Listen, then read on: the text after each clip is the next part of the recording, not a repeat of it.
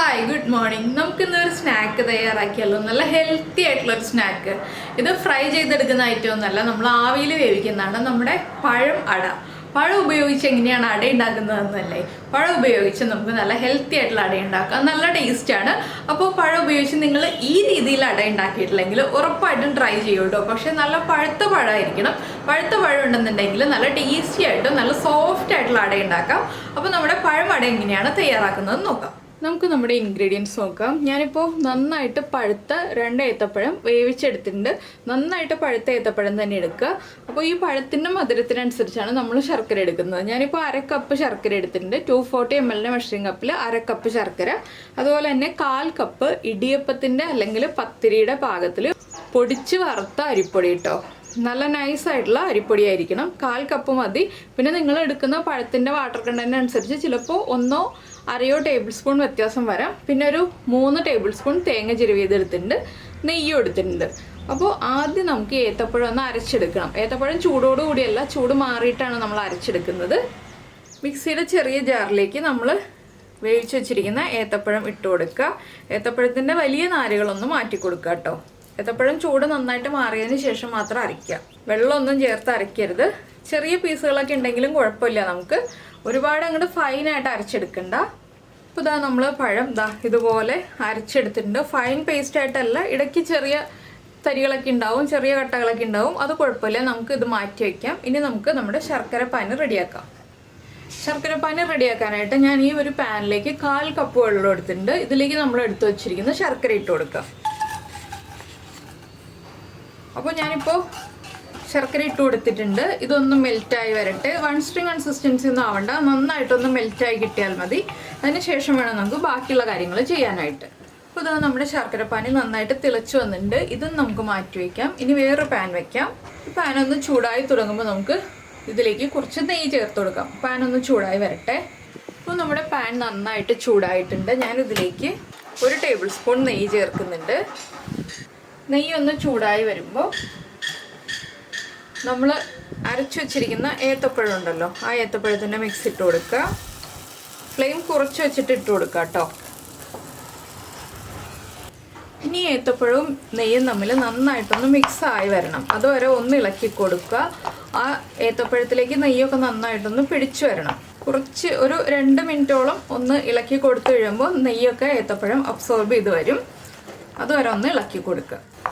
ഇപ്പോൾ ഉണ്ടോ നമ്മുടെ നെയ്യൊക്കെ ഏത്തപ്പഴം അബ്സോർബ് ചെയ്ത് കഴിഞ്ഞു. ഇനി നമുക്ക് നമ്മുടെ ശർക്കരപ്പാനി ഈ ഒരു ഏത്തപ്പഴം മിക്സിലേക്ക് ഒഴിച്ചു കൊടുക്കാം.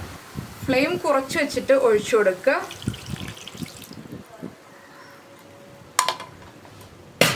ഇനി വീണ്ടും ഫ്ലെയിം കൂട്ടി വെച്ചിട്ട് ഈ ശർക്കരപ്പാനിയും കൂടി ഏത്തപ്പഴത്തിൻ്റെ മിക്സിലേക്ക് നന്നായിട്ടൊന്ന് യോജിപ്പിച്ചെടുക്കുക. അപ്പോൾ നമ്മുടെ ഏത്തപ്പഴം മിക്സായി തുടങ്ങിയിട്ടുണ്ട് ശർക്കരയിലേക്ക്. ഈ സമയത്ത് നമുക്ക് തേങ്ങയും കൂടി ചേർത്ത് കൊടുക്കാം. തേങ്ങയും ചേർത്ത് നന്നായിട്ട് ഇളക്കുക. വീണ്ടും ഫ്ലെയിം കുറച്ച് വയ്ക്കുക. ഒരു 1/4 ടീസ്പൂൺ ഏലക്ക പൊടിച്ചത് ചേർക്കാം.